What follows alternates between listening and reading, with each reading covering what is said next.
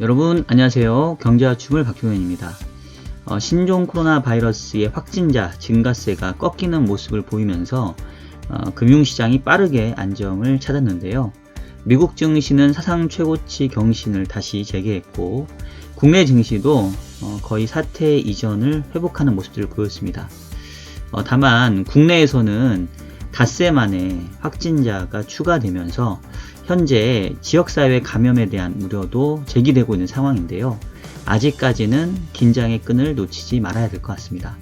자, 그러면 오늘도 어김없이 일요일에 만나는 주간 전망소 지금 바로 시작하도록 하겠습니다.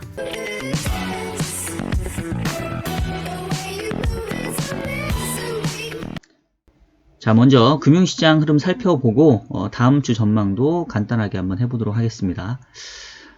최근에 이제 주시장 같은 경우에는 앞서도 말씀드렸던 것처럼 이 최근 신종 코로나 바이러스의 충격에서 빠르게 벗어나는 모습들을 보였는데요. 미국 증시 같은 경우는 뭐 다우, 나스닥, S&P 모두 사상 최고치 경신을 다시 재개를 했습니다. 최근에 미국의 경제 지표들이 상당히 좀 호조세를 보였는데요. 특히나 미국 제조업 지표가 상당히 좀 빠르게 올라오는 모습들을 좀 보였어요. 그리고 연준에서는 최근에 미국 경제가 상당히 좀 호조를 보이고 있지만 또 이 신종 코로나 바이러스가 확산될 경우에는 완화적인 통화 정책을 펼 수도 있다라는 어떤 조금 그 기대감들을 좀 불러일으킬 만한 내용들이 있었고요. 지난주 파월 의장의 연준 그 의장으로서의 상원과 하원에서의 의회 증언이 있었는데 다음번 경기 둔화가 온다고 한다면 적극적인 자산 매입 그리고 포워드 가이던스를 활용하겠다 뭐 이렇게 또 언급을 해주면서 통화 정책은 여전히 금융시장의 어떤 상당히 지지 요인으로 작용하고 있다라는 부분들 다시 한번 좀 인식을 시켜줬습니다. 그리고 중국에서 이제 확진자 수가 계속 늘어나고는 있지만 이제 증가세가 좀 꺾이는 이런 모습들이 확실히 나타난 게 좀 도움을 좀 준 것 같아요. 다만 이제 이 중국의 확진자 수 증가세가 늘어났다가 또 다음 날에는 또 빠르게 줄어들고 뭐 중복 집계도 있었다고 하고 여전히 이 중국의 통계에 대해서는 상당히 좀 신뢰성이 좀 떨어지는 이런 우려들이 좀 있고요. 그리고 뭐 뉴스를 보시면은 이 우한 현재 상황에 대해서 상당히 좀 경고하고 실제 상황들을 이렇게 가감없이 전달하는 유튜버, 이 시민 기자들이 뭐 실종돼서 연락이 안 된다 뭐 이런 얘기 나오니까 사실은 아직 중국에서 어떻게 지금 상황들이 이루어지고 진행되고 있는지를 정확히 모르잖아요. 그래서 지금 뭐 최근에 확진자 증가수 줄어들고 감소한 거는 상당히 좀 반가워할 만한 일이긴 하지만 아직은 신뢰하기가 좀 쉽지는 않다. 그리고 이제 국내에서도 닷새 만에 29번째 이 확진자가 지금 발생을 했는데 지금 이분은 연세가 81세 이렇게 얘기를 하고요. 그리고 어디 외국에 다녀오신 적도 없고 아직은 감염 경로가 정확하게 확보가 안 됐습니다. 그 이전에 그 감염자로부터 감염이 됐는데 뭐 놓쳤을 수도 있고 아니면 모르죠. 어디 지금 아직까지 중국 관광객들의 통제가 이루어지고 있지 않으니까 거기에서 확진이 됐을 수도 있고 현재 질병관리본부는 이제 빠르게 감염 경로가 확보가 되는 대로 발표를 하겠다라고 하는데 만약에 혹시나 이 감염 경로를 정확하게 모른다라고 한다면 이거에 대해서는 또 상당히 좀 우려가 좀 불거질 수도 있을 것 같아요. 특히나 이제 최근에 이제 확진자 수가 1월 20일 날 나오고 어느덧 거의 한 달여가 되어 가는데 지난 한 달여간을 되돌아보면은 확실히 경제 활동에는 큰 타격이 있었죠. 여러 가지 뭐 졸업식, 입학식 이런 행사들이 지금 취소되고 있고요. 글로벌 전체적으로 봤었을 때도 뭐 얼마 전에 그 통신 쪽 가장 큰 행사라고 하는데 뭐 MWF인가? 제가 지금 이름을 까먹었는데 하여튼 그 행사도 좀 취소되고 그래서 물론 이제 경제 활동이 위축됐다가 향후에 점차 회복이 되긴 하겠지만 계절적으로 뭐 연초에 이런 행사 이런 것들이 좀 취소된 부분들은 다시 행사 취소했다고 해서 다시 뭐 바로 행사가 재개되는 건 아니니까 분명히 타격은 있는 것 같아요. 그래서 지금 국내적으로는 1분기 성장률이 최악의 경우에 전기비 마이너스가 발생할 수도 있다라는 그런 우려들을 지금 하고 있고요. 지난 4, 4분기 성장률이 정부의 적극적인 경기 부양 의지 또 여러 가지 뭐 SOC라든가 이제 이런 쪽에 정부 지출에 의해서 전기비 성장률이 1.2%로 매우 높았기 때문에 올해 1분기는 상대적으로 좀 마이너스가 나올 가능성도 좀 배제할 수는 없는 것 같습니다. 그래서 일단은 주식시장의 경우에 지난주까지는 상당히 매우 좋은 모습들을 좀 보여준 거는 사실이고, 국내도 코스피가 지금 뭐 고점이 2277인데 2224까지 2240까지 올라왔으니까 뭐 거의 다다랐고요. 지금 코스닥도 전고점 수준에 도달해서 빠르게 이 신종 코로나 바이러스, 국내에서는 지금 코로나 19으로 병명이 확정된 것 같은데요. 이 코로나 19 이전으로 주가가 빠르게 지금 회복이 된 부분은 상당히 고무적이고 긍정적인데, 여기서 쭉쭉 상승세가 이제 이어가기 위해서는 실제로 경제에 미치는 타격이 어땠는지를 좀 확인하고 그거에 대한 프라이싱이 진행된 다음에 일이 될 것 같아요. 그래서 일단은 빠르게 회복했지만 앞으로 상승 탄력은 조금 떨어지는 쪽으로 봐야 되지 않겠냐, 이런 생각이 좀 들고요. 지금 업종별로 봤었을 때 지난 한 주 동안 빠르게 올라온 섹터가 이제 음식료 섹터하고 전기전자, 화학 섹터인데, 주로 전기전자 쪽은 SK 하이닉스와 또 삼성전자로 일컬어지는 IT 대형주로 외국인들이 전체적으로는 지난주에도 주간 단위로는 매도세를 보이긴 했지만, 이제 이런 개별 종목, 개별 섹터에서는 매수세가 이어지면서 아무래도 그 턴어라운드에 대한 기대감도 좀 반영됐고요. 그리고 지난주 그리고 또 최근에 가장 이 주식시장에서 핫한 섹터는 역시 전기차와 연관된 그 배터리주인 것 같아요. 지금 뭐 LG화학 또 삼성 SDI 뭐 이런 쪽 관련된 그 2차 전지와 관련된 종목들이 지금 모두 가파른 상승세를 지금 보여주고 있는데요. 그런 쪽 섹터들은 이제 모멘텀이 있으니까 추가적인 상승을 좀 기대해 볼 수 있기는 한데, 뭐 이른바 중국 관련주 해서 낙폭이 과대했던 종목들, 이제 올라온 것들은 아직은 사태가 완전히 진정된 건 아니고, 또 확진자 증가세가 꺾이긴 했지만 또 추가로 확진자가 나오고 있는 상황이기 때문에 경제활동 자체가 회복되려면 시간은 좀 필요할 것 같습니다. 이제 그렇게 보면 종목적인 측면에서는 업종과 종목은 모멘텀 있는 IT 쪽과 뭐 2차 전지는 좀 많이 올라온 것 같고요. 뭐 현재로서는 여전히 IT 대형주를 탑픽으로 해서 이른바 주식시장이 조금 조정을 받으면 뭐 저가 매수하는 정도의 전략이 바람직하지 않을까 싶고요. 뭐 지난주부터 이제 그 코로나 바이러스 불거진 이후에 급락했었을 때는 제가 그 저가 매수를 계속 추천을 드렸지만, 오히려 이제 빠르게 회복한 상황에서는 쫓아가는 매수는 하지 말자. 지금 상태에서는 조금 상승 탄력이 두어질 수 있기 때문에 현재 상태에서는 이제 일단 채운 부분은 조금 채워놓고 기다리는 정도, 다시 채우는 거는 조금 조정받으면 그때 생각을 해보자. 현재로서는 지금의 포지션을 이제 유지하는 정도에서 시장을 좀 지켜보는 게 바람직하지 않을까, 이런 생각이 좀 듭니다. 주식 쪽은 이 정도 말씀드릴 수 있을 것 같고요.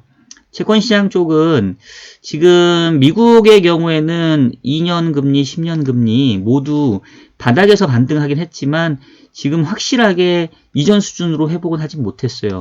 여전히 이 채권시장의 경우에는 이번 코로나19에 따른 경제활동에 대한 위축, 이런 부분들이 조금 주식시장보다는 훨씬 보수적으로 반영이 되어 있다라고 볼 수가 있겠고요. 특히 이제 조금 약간 걱정스러운 게, 주말에 보면 이제 미국이 유럽 에어버스에 대한 그러니까 항공기죠. 항공기 쪽에 대해서 보복 관세를 지금 기존의 10에서 15%로 이제 인상을 하면서 미국과 중국 간의 1단계 무역 합의가 끝난 지 얼마 안 됐는데, 이 무역 전쟁의 전선을 이제 다시 좀 유럽 쪽으로 향하는 게 아니냐라는 이제 우려들이 살짝 불거졌습니다. 지금 뭐 코로나 바이러스 이슈가 워낙 커서 이 부분은 뉴스에 크게 부각되진 않았는데요. 만약에 유럽이 다시 또 보복 관세로 대응을 하게 된다고 한다면 조금 분위기가 싸해질 수 있을 것 같아요. 이제 이런 부분들을 채권 시장은 조금 긍정적으로 볼 가능성은 있다. 이런 생각이 들고요. 다만 이제 국내적으로 봤었을 때는 미국 금리는 바닥권에서 크게 올라오지 않았던 반면에 국내 금리는 그래도 조금 반등을 조금 금리가 올라온 모습들을 좀 보였는데, 지난주에 그 금요일날 홍남기 부총리하고 그 이주열 하는 총재하고 요번 사태로 인해서 어떻게 할 것인지 이제 논의하는 자리가 있었는데, 그 자리에서 이주열 총재가 경기 하강기였던 지난 2015년도에 메르스 충격과하고는 다르게 이번에는 경기 회복 단계였기 때문에 뭐 그렇게 크게 우려하진 않는다, 이런 식의 좀 발언이 있었고요. 그로 인해서 추가 금리 인하에서는 상당히 좀 신중한 이런 입장 스탠스를 좀 보였습니다. 그리고 최근에 부동산 시장에서 정부의 강한 이 대출 규제로 인해서 강남 쪽 그리고 뭐 기존의 이른바 마용성 이런 쪽의 그 상승세는 지금 꺾였는데, 풍선 효과로 인해서 수용성, 뭐 새로운 신조어가 나타나고 있어요. 수원, 용인, 성남, 뭐 이런 쪽에서 지금 집값이 계속 그 불안한 상승세를 지금 보여주고 있기 때문에, 지금 상황에서 금리 인하로 그 대응하기에는 이러한 불안 요인들이 상당히 한은에게 부담이 될 겁니다. 그래서 제가 계속 말씀드리지만 한국은행이 금리 인하를 이번 상반기에 하기에는 조금 어려워 보인다.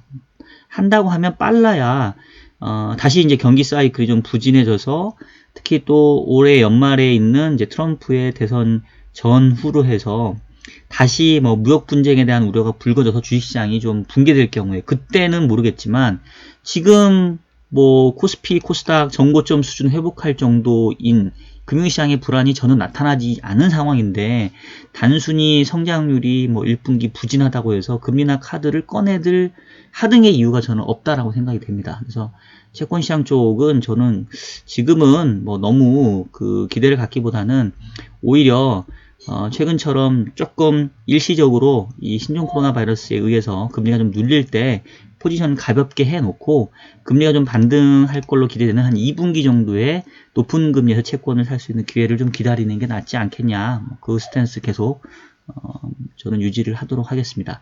자, 다음으로 외환시장을 보시면 최근에 달러화가 매우 가파른 강세를 보여주고 있습니다. 연초에 96.3까지 떨어졌던 달러화 인덱스가 지금 99까지 급등을 했는데요.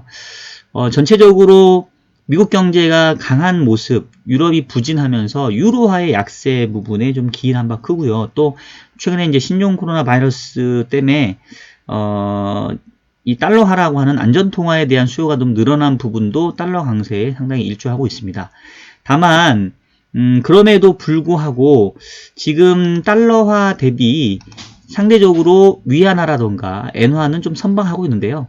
위안화 같은 경우에 7위안 넘어섰다가 지금 7위안 살짝 아래로 지금 내려와 있고, 우리 환율도 한때 1197원까지 갔다가 지금 1180원까지 소폭 떨어져 있습니다.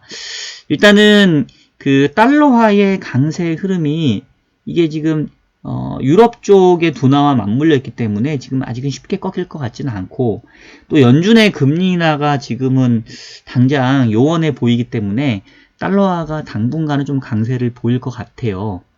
그래서 일단은 환율은 약간 조금 하방 경직성이 있어 보이는데, 그렇지만 그렇다고 해서 1200원 이상으로 원달러 환율이 치고 올라가기에는 또 최근에 금융시장이 충격에서 좀 벗어나면서 다소 이 위험선호 현상들이 재개되고 있기 때문에 이제 그런 부분 감안해 보면 국내 환율은 넓게 보면 1195원과 1155원 정도이고, 짧게 보면 1175원과 1195원 정도, 요 정도 선에서의 박스권 흐름으로 좀 봐야 되지 않을까 싶고요. 당분간은 상당 부분을 놀겠지만 시간이 지나면서 점차 좀 금융시장이 안정화되는 모습들이 좀 계속 확인이 되면 뭐 한 단계 아래따라 내려오는 이런 모습들을 생각을 합니다. 그래서 지금은 전체로 봤을 때는 환율은 박스권 상단 부분에 좀 더 근접해 있다, 이렇게 좀 보고 있는 상황입니다. 원자재 시장으로 넘어가 보면 최근에 국제유가가 급락을 했다가 지금 다시 이제 빠르게 좀 회복은 한 상태이고요. 지금 유가를 보시면은 50불이 살짝 깨졌다가 이제 51불대로 왔는데 역시 좀 바닥은 확인된 것 같아요. 또 오펙 국가들의 산유 감산 얘기도 있고, 근데 이제 뭐 빠르게 치고 올라가기 쉽진 않아서 일단 역시 박스권을 50불대에서 확인했다, 요 정도의 의미가 있을 것 같고, 위로 올라가면 한 50불 중반대 정도인데, 이제 사실 원자재는 뭐 우리가 유가를 바로 투자를 하지는 않잖아요, 대부분.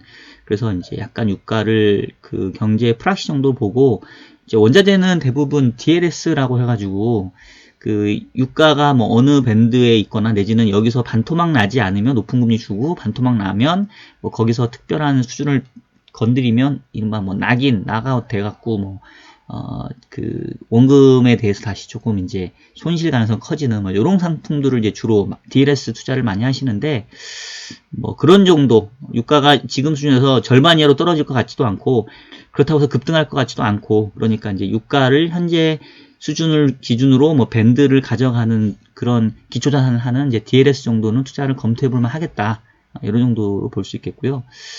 그 다음에 구리도 최근에 조금 올라왔고, 그리고 이제 최근에 원자재라고 하긴 좀 그렇고, 가장 이제 눈에 띄는 그 가격 변수가 이제 비트코인인데요. 제가 이제 비트코인 가격, 가상화폐 가끔 이제 말씀드리잖아요. 지금 이제 연초에 국내 가격으로는 800만원 깼던 비트코인이 지금 1165만원까지 올라왔습니다. 지금 달러화 기준으로는 10,000불을 회복을 했는데요. 일단은 이 신종 코로나 바이러스 확산에 따른 이제 안전 선호에 대한 부분도 있고, 그 다음에 이제 그 이른바 반감기라 해가지고, 그 비트코인 같은 경우에는 아예 최초에 설계될 때부터 4년마다 이 채굴량이 절반으로 줄어드는 정도, 이런 시스템을 이렇게 프로그래밍 해놨어요. 그래서 다음 반감기가 지금 5월달이고요.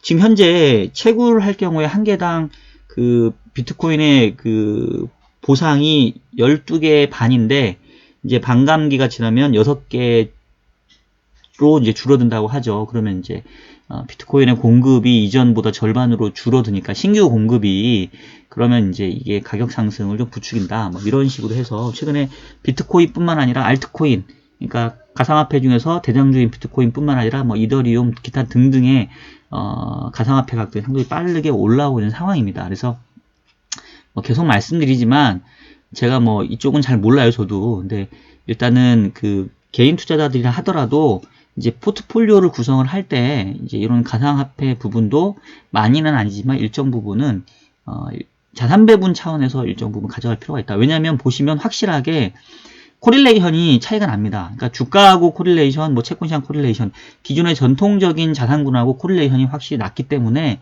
우리가 자산 배분을 하고 분산 투자를 가장 하는 이유는 이 상관관계가 낮은 자산에 투자를 하게 되면 어떠한 그 시장의 급변동 속에서도 자기 자산의 가치가 유지되는 그런 속성이 있거든요. 이제 그런 차원에서 비트코인도 이제 뭐 꼭 비트코인이 아니라도 가상화폐도 자산군으로 좀 고려를 해볼 만하다, 뭐 이런 얘기 말씀드리겠고, 다시 한번 말씀드리지만 저도 가상화폐는 잘 모르니까 일단 저도 공부하는 차원에 그렇습니다. 자, 요 정도로 해서 최근에 금융시장 흐름하고 향후 시장 흐름 좀 짚어드리면서 각 시장별로 투자 전략 간단하게 말씀을 드렸고요. 이어서 우리가 다음 주 눈여겨봐야 되는 경제지표와 이벤트 마저 전해드리도록 하겠습니다. 자, 다음 주 일정들을 보면 사실 뭐 다음 주에도 아주 딱히 뭐 중요한 그런 이벤트는 좀 눈에 띄지는 않습니다. 그래서 요일별로 시간의 순서를 말씀드리면, 일단 월요일 날은 미국이 그 휴장이에요. 뭐 워싱턴 기념이라고도 하고 프레지던트 데이라고도 하고, 그 초대 대통령이었던 조지 워싱턴을 기념하기도 하고, 뭐 링컨 대통령의 생일과도 겹치고, 그래서 하여튼 뭐 대통령의 날 뭐 이렇게 생각을 하시면 되겠어요. 그래서 일단 월요일 날은 미국 시장은 없고요. 지표도 딱히 없습니다. 화요일까지도 뭐 특별한 지표 없고, 그 다음에 수요일도 뭐 마땅치 않습니다. 이제 목요일 정도가 되면 일단 이제 한국에서는 1월 소비자 생산자 물가가 나오는데요.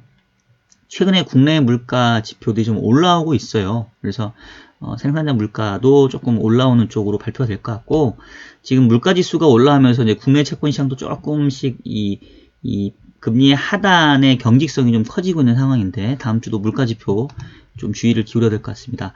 그리고 이제 중국에서 금리 조정하는 그 흐름이 20일 날 있고요. 그 다음에 이제 1월 FOMC 의사록도 이제 목요일 날 나오게 돼 있습니다. 그리고 이제 금요일 날에는 그 한국의 20일까지 수출이 나오는데 요거 되게 저는 중요하다고 생각이 돼요. 자, 보시면 지금 그 2월 10일까지의 그 수출 증가율은 보시면 수출은 이제 69.4%인데 이제 이거는 조업일수 효과라고 봐야 돼요. 그 작년 같은 경우에는 그 설날이 2월 초에 있어가지고 조업일수가 적었기 때문에 이렇게 상당히 높게 나온 거고요.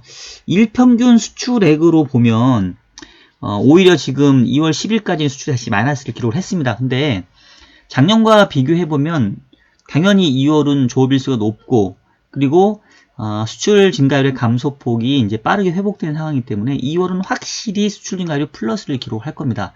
그럼 이제 재작년 11월 이후에 2월이면 거의 한 14개월, 15개월 만에 수출 증가율이 플러스로 전환되는 그런 시기이기 때문에 조금 의미가 좀 있을 것 같고요. 그리고 이제 유럽에서는 뭐 제조업 PMI, 그 다음에 미국도 제조업 PMI가 이제 금요일날 발표가 예정이 되어 있는데, 최근에 이제 미국 지표들은 상당히 다 모멘텀이 좋아요. 그 지난주 금요일날 소매 판매 지표가 조금 뭐 전월비 보합 수준에 그쳐가지고 경계감이 생기긴 했는데, 하여튼 지금 미국은 뭐 트럼프 정부가 추구하는 뭐 감세 정책에 또 관세까지 부과하고 이러면서 미국의 어떤 제조업들을 좀 보호하고 있는, 산업을 보호하고 있기 때문에 상당히 모멘텀이 괜찮습니다. 이제 이게 뭐 영원할 것 같지는 않고, 이제 다른 국가들과의 무역 분쟁, 무역 마찰을 불러일으키기 때문에 미국도 뭐 세계에서 동떨어져서 섬처럼 사는 국가가 아니기 때문에 다른 나라의 악영향이 있다면 역시 미국에도 악영향을 미칠 겁니다. 그러니까 그 시기가 언제일지가 지금 중요한데 그게 아직은 보이고 있지 않아요. 그래서 지금까지는 미국 지표가 좀 괜찮았는데 다음 주에 발표될 제조업 지표 이런 것들을 봐가면서 계속해서 경제 지표가 좋을지 이제 이 부분 좀 확인을 해야 될 것 같고요. 지금 아까 뉴스 중에 한 가지 말씀 안 드린 게 트럼프가 지금 그 9월 전에, 그러니까 자신의 그 그러니까 대통령 재선이 11월이니까 선거 이전에 2차 감세안을 좀 마련하라고 촉구를 했다라고 합니다. 그래서 지금 트럼프는 계속해서 경기 모멘텀을 끌고 가면서 재선에 이제 맞이하려고 하는 상황이라서 트럼프가 추구하는 이런 경기 부양책들이 계속해서 약발을 먹을지, 아니면 최근에 중국을 중심으로 해서 지금 이 영향을 미친 요번 코로나19의 사태가 분명히 1, 4분기 중국 경제에는 매우 악영향을 미칠 거고, 그 여파가 시차를 두고 미국뿐만 아니라 글로벌리 다 전파가 될 텐데, 그 힘이 더 클 건지, 이제 요게 제가 봤을 때는 1분기 후반부터 2분기까지 아주 우리가 중요하게 봐야 될 포인트이고, 그게 또 금융시장의 가격 변수들을 지금처럼 주가의 상승세를 계속 가져갈 것인지, 아니면 너무 과했다고 생각해서 조정을 받을 것인지, 이제 이 부분에 영향을 줄 것 같고요. 일단은 뭐 제 개인적인 판단은 시기적으로 봤었을 때 그래도 2, 4분기까지는 경기 모멘텀이 좀 올라오는, 회복되는 그게 더 셀 거라고 생각이 됩니다. 그래서 일단은 최근에 금융시장이 그 이번 충격에도 불구하고 빠르게, 특히 주가의 경우에 뭐 미국은 사상 최고치를 경신하고 한국도 빠르게 주가가 회복된 이유가 매크로 사이클 상에서 경기 회복의 그런 그 모멘텀들이 작년 4분기부터 시작이 돼서 올해 1분기, 2분기, 이제 3분기까지는 늦으면, 만약에 좀 뭐 일러도 한 2분기까지는 계속 이어질 걸로 보이기 때문에 그런 측면에서는 아직은 뭐 위험시장, 주식시장의 상승세가 좀 끝나지 않았다, 이제 이렇게 좀 판단을 하고 있고요. 하반기로 가면서부터는 이제 그 약발이 떨어지고, 그리고 이제 이번 그 코로나19의 사태가 지금으로 봤을 때는 확진자가 이제 완전히 끝나야 이게 멈출 텐데, 증가세가 여전히 있다고 하면 경제활동 자체는 계속 위축된 상태로 갈 거기 때문에 이게 생각보다는 좀 길게 갈 수도 있을 것 같아요. 특히 앞서 얘기했던 것처럼 이제 우리나라에서 추가로 확진자가 발생했는데 이 29번 확진자가 어디에서 감염이 됐는지가 명확히 알려지면 좋을 텐데 이게 이제 정확하게 파악이 안 되면 경제 주체들이 계속해서 불안감을 가지고 정상적인 경제 활동을 못 하겠죠.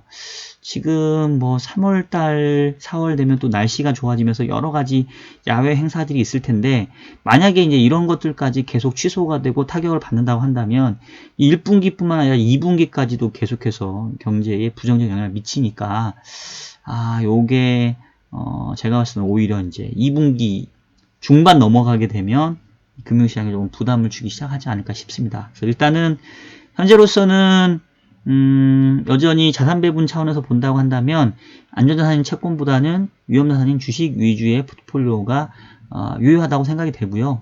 쫓아가지는 말되 밀렸었을 때는 이 주식 쪽의 비중 확대하는 게 저는 맞다라고 좀 생각이 되고 2분기 초중반 정도가 일단은 좀 더 우리가 모멘텀을 받을 수 있는 시기, 차익 실현의 시기는 그때 정도로 보면 되지 않을까 싶고요. 이제 그 이후부터는 다시 조금은 주변 사항들을 보아가면서 다시 안전자산으로 회귀 여부를 점검하면 되지 않을까. 뭐 일단은 저는 그림은 좀 그렇게 그려가고 있는 상황입니다. 누누이 말씀드리지만 전망은 바뀌라고 있는 거고 주변 상황들이 바뀌게 되면 얼마든지 유연하게 운용은 바뀌어야 되니까 그 부분 다시 한번 먼저 말씀드리겠고요. 일단은 다음 주는 29번 확진자의 그 감염 경로와 추가 감염자가 나올지 여부가 상당히 중요할 것 같고 대외적으로는 중국에서의 이 통계에 대한 부분이 얼마만큼 신뢰할 수 있는지 이 부분들이 좀 확보되는지 그 부분 한번 지켜보면 좋지 않을까 싶습니다. 자, 여러분 오늘 이 정도로 해서 주간 전망소는 마무리하도록 하겠고요. 뭐 상당히 좀 분위기가 좀 어수선해요. 일단 시간이 지나니까 조금 공포감은 줄어드는 것 같긴 한데 완전히 뭔가 좀 명확한 결론이 나오기 전까지는 각자 개인 위생에 여전히 조금 충분히 이렇게 신경을 써야 되지 않을까 싶습니다. 자, 그러면 저는 또 다음 한 주 잘 정리해서 다음 주 일요일날 여러분들 찾아뵙도록 하겠습니다. 자, 여러분 안녕히 계세요.